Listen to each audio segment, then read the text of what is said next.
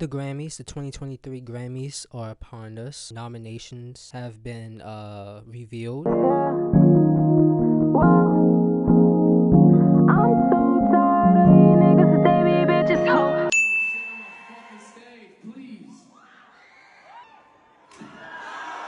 First thing I want to say, I don't think this album overall is his best, but I can understand why people would say it is. I feel like this is Steve Lacy in his final form. This is the Steve Lacy that is fully equipped, sharpened, and refined more than ever. So it makes sense that this is the time for him to put out his best work. Early on, when he was first, starting to getting a buzz, resonated with me better. I admired his story a lot. He was someone that started making music on an iPod and eventually got noticed by guys like J. Cole and Kendrick Lamar, and he would even have records from this iPod. Till this day, his demo tape and even his Lo-Fi's album still hit. They still hit to this day. I consider those to be majority of the tracks on those tapes being my favorite of all time from his work, but I digress. So yeah, Gemini writes, it has some good moments, very good moments nonetheless. I even think, the intro song, Static, beautiful intro song. Great way to start out. I just love everything about it. I love the anticipation.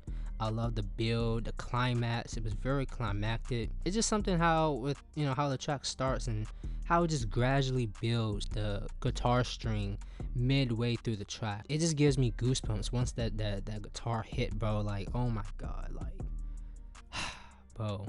That should be getting me teared up, like, bro. The next few tracks never really lived up to the intro, in my opinion. At this point in the album, nothing really stuck for real, other than the message in the song Helmet, which I thought was pretty relating. The song's called Helmet, very metaphorical, being cautious, things like that, being very protective of your love life.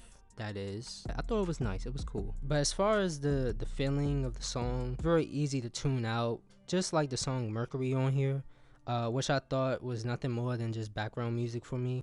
Yeah, man, it was just very stagnant. I felt like the song, progression of the song, the beat, even Steve Lacy's performance, it didn't really go anywhere. It just kind of stayed in the same lane going forward.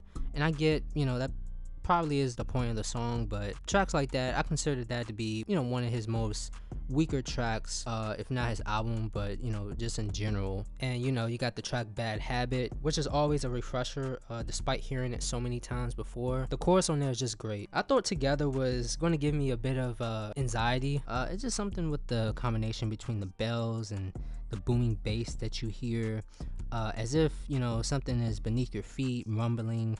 I kind of like that feel that it gave. It feels like something detrimental, something premonitory, something that is about to happen and you just can't do nothing about it. And not in a bad way. I liked it, and I like how short it was. What I'm saying? It gets to the point of that exact feeling that I'm talking about. Cody Freestyle, another track that I enjoyed. I guess I can appreciate the level of toxicity Steve Lacy went through on this song, disclosing a past intimate relationship and really just going on whoever this person is, whoever Cody is, telling them I don't need you anymore, I'm better without you, things of that nature that is, taking place, and that you notice, the story here in this song. And yeah, it also refers and speaks a lot about, Steve Lacy's character at the moment, very unadulterated, unfiltered like persona that he has going on right now.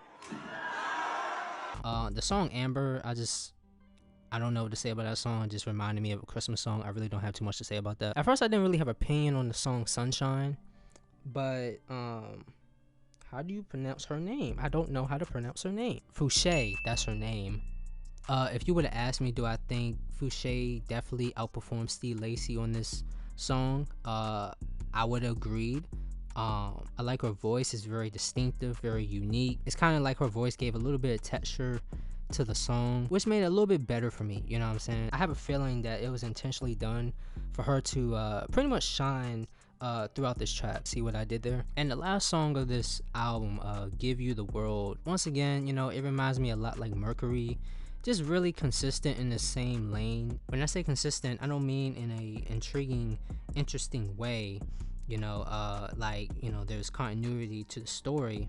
I just meant, just very flat line, very dry, just a dry song. That's like the best way I can put it, for real. So, just like Mercury, it just, very easy to tune out, background music, that sort of thing. And who knows, maybe it was intentional to be like that. I don't know. It does kind of, close things out, tone things down a bit as, the album come to a close here. Not a bad album. It's okay. Like I said, it had some pretty nice moments. It had, little sprinkles of moments in there that I enjoyed. It was nice, it was simple, also it was very concise. I'll give this album 6 out of 10. 6 out of 10. It's not average, it's not 5 out of 10. 6 out of 10. I just bump it up because once again, that intro static was great. Loved it. Always come back to that song. And of course, you got Bad Habit. But yeah, man, if you enjoyed my review, if you agree, disagree, man, post them in the comments, man. I'll read them. Check them out. Let's have a discussion. And yeah, man, I got more videos coming, man. Be on the lookout for that. Like, share, subscribe. You know what I'm saying? Put on post notifications as well. Need to start saying that more often too. Hope everyone had a great Thanksgiving as well. And yeah, man, I'll be back. Peace.